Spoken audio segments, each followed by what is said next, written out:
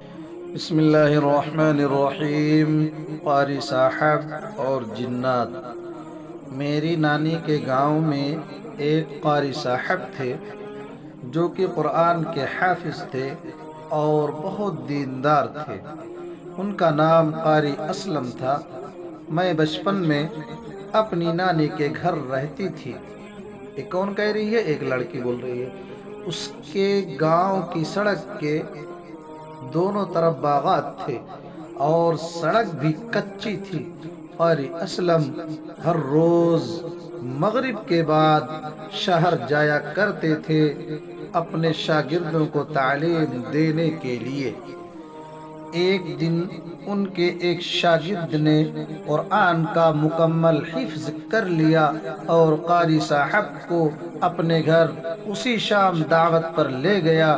قاری صاحب ہر روز مغرب کی نماز کے بعد چلے جاتے اور عشاء کی اذان سے پہلے واپس آتے تھے، مگر اس دن وہ اپنے شاگرد کے گھر چلے گئے۔ رات عشاء کی نماز وہیں ادا کی۔ جب وہ واپس آنے لگے تو 10:30 بج چکے تھے۔ رات کو گاؤں کی وہ سڑک بالکل سنسان تھی۔ قاری صاحب اپنے سائیکل پر آ رہے تھے کہ انہوں نے باغات میں جنات کی شادی کا منظر دیکھا۔ وہاں جنات کے گھر دیکھے جو کہ بہت پرانے انداز سے تعمیر کیے ہوئے تھے۔ قاری صاحب یہ دیکھ کر فوراً اپنے سائیکل سے نیچے اتر گئے، کیونکہ وہاں صرف اور صرف باغات ہوتے ہیں، وہاں تو کسی کا بھی گھر نہیں تھا۔ قاری اسلم کو دیکھ کر ایک جن ان کے پاس آیا اور کہنے لگا کہ آج میری بہن کی شادی ہے، آپ میری بہن کی شادی میں شرکت کر لیں اور ہمارے اہل خانہ کے لیے دعا فرمائیں۔ قاری صاحب اس جن کے ساتھ چلے گئے۔ وہ دیکھ کر حیران رہ گئے، کیونکہ انہیں وہ جنات انسانی شکل میں دکھائی دے رہے تھے۔ قاری صاحب نے انہیں اپنا تعارف کروایا۔ وہ اس جن کو تعلیم دیتے رہے۔ انہوں نے یہ بات بہت سے لوگوں کو بتائی، مگر کسی نے اس کا یقین نہ کیا۔ وہ کافی عرصے سے اس جن کو تعلیم دیتے رہے۔ اچانک ایک دن وہ جن قاری صاحب کی خدمت میں حاضر ہوا اور کہنے لگا کہ میری نانی کی طبیعت بہت خراب ہے اور آپ میرے ساتھ چل کر ان پر دم کر دیں اور صحت یابی کی دعا کریں۔ قاری صاحب مان گئے۔ قاری صاحب اس جن کے ساتھ چلے گئے اور اس کی نانی پر دم کیا۔ قاری صاحب کے دم سے اس جن کی نانی صحت یاب ہو گئی۔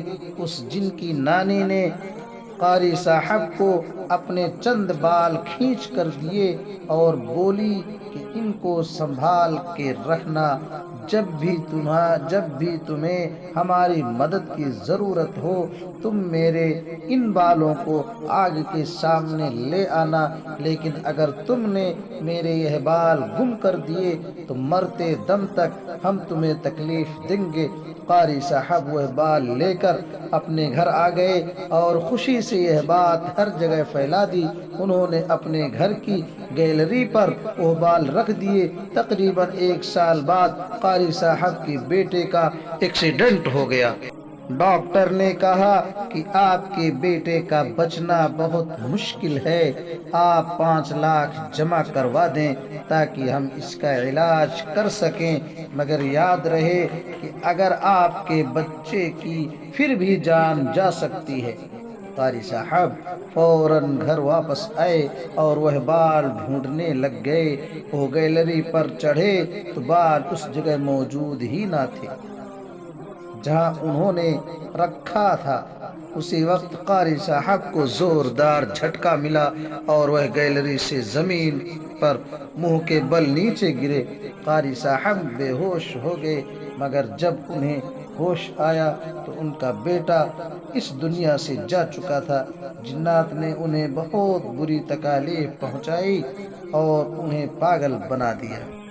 قارئین، یہ ایک سچا واقعہ ہے جو ہمارے ایک استاذ محترم نے ان باکس میں بھیجا ہے، صرف اس لیے کہ لوگ ایسے واقعات کا یقین نہیں کرتے بلکہ مذاق اڑاتے ہیں، لیکن یہ ایک سچا واقعہ ہے جس کے قاری صاحب آج بھی زندہ ہیں، پر وہ بھی نیم پاگل ہیں اور ان پر اب بھی جنات آتے ہیں۔